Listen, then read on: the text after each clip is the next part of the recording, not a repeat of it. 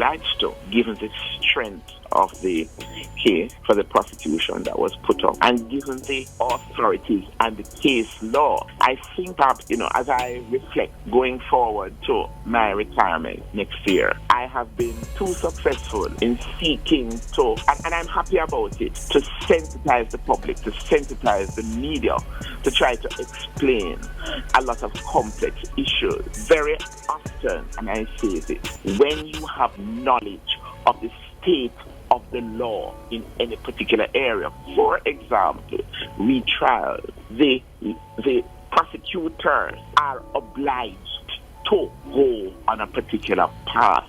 The public has to be aware that the issue of retrial, as far as lawyers, well, let me say prosecutors and the judiciary are concerned, has nothing to do with emotion. It has nothing to do with who the accused is. It has to do with the seriousness of the offense, the public interest, how perhaps expensive.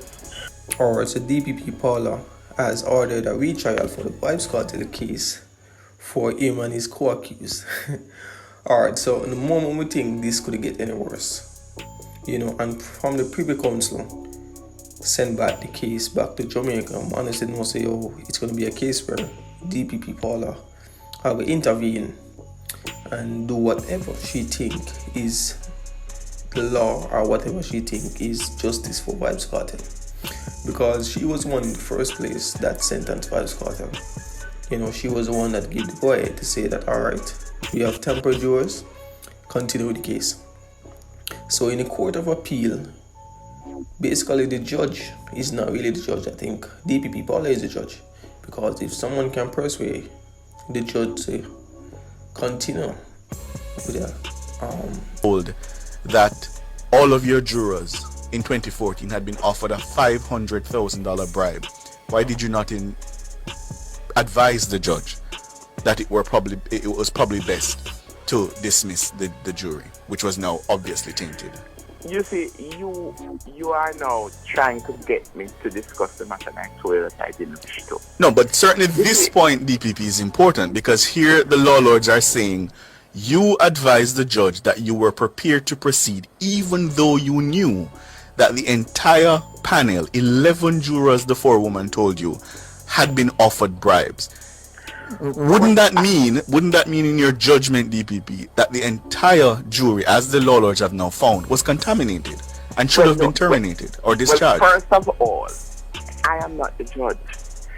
True, but you gave advice that you were prepared to proceed, and what I'm trying to understand. You were prepared to proceed. But why with that? Why were you prepared to proceed with a jury that was contaminated? No.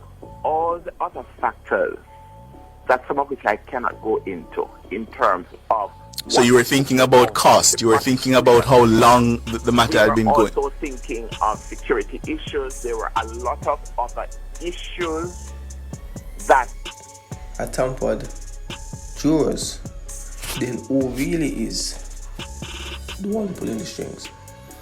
And in a recent interview with one of Vybz kartel lawyers, she said that the Privy Council had the right to release Vybz kartel, as in they have the option to release Vybz kartel, but instead they send it back to Jamaica for the Jamaica Court of Appeal to make the final decision. You get me? So some honest, I think it's a case where no matter what Vybz kartel do, you still can't get out of it, because the fact that they can send it back to DPP Paula, imagine they have only one charge against him, and that charge was quashed. So what is next? If there's a retrial, what new evidence is there gonna be? You give me as a man, I think there's no new evidence offered to the court. Man, I think she's just trying to lengthen or stretch out the time more. Because if there's a retrial, I'm guarantee you that retrial is not going to begin till summer, and that retrial is not going to finish probably till next year. You get me? So I think this is just a scheme to keep Vybz kartel and his co-accused behind bars for a long period of time. And DPP Paula has made it clear in countless interviews that she was the one that gave the orders to the judge to say that, alright, continue the case. For what reason, I don't know. I'm honest, I think they're just trying to make an example out of Vybz Kartel. They're trying to prove a point, so, you're not the world boss. And you run things and we run things. So anything we say, that's how you go. That's the vibes I get from it. And imagine you're planning to retire after next year. See me I tell you? So basically she's trying to sink Vybz Kartel and his co-accused before she retire. And honestly think basically it'll get worse. Cause the moment we think that it'll get better, they send it to the Privy Council. We honestly think the Privy Council was on me. We cannot go into the public domain, and what our information from the foreman was, what she was saying, was that all of the attempts had to do with acquittal. Clearly, if it had been the other way, we would have, clearly, given the overriding objective of any case, which is fairness to the accused. But what would have been perhaps planted in the mind of the jurors is, okay, you need to acquit. And remember that these persons, at least two of them, are very famous. So it would have been, as far as the prosecution, when we discussed it, we would have been at those ones at a great disadvantage. This is not the first time. But with the greatest respect, DPP, that's not persuasive, because what I want you to focus on is the fact that the process now had been corrupted and contaminated, and you advised the judge that you were comfortable proceeding with a contaminated and corrupt process. This is not the first time that I have had to deal with jury tampering. And be that as it may, in the exercise of your judgment, why did you not see it fit to bring to an end a matter that had been corrupted? After 64 days of trial? Isn't the interest of protecting the impartial trial greater than the length of time that had elapsed? I agree with you on paper, but I have done other cases where there has been final decision to say, alright, guilty or not guilty. But the final decision was not quashed. So how do you quash a trial that was not a fair trial, right? And then you send it back to Jamaica for the court appeal just to say a retrial or let him go. And if you do a retrial, what new evidence can you get that you didn't get in the first place for a retrial? You get me? As I said, this thing is just like a back and forth thing. It honestly don't make sense.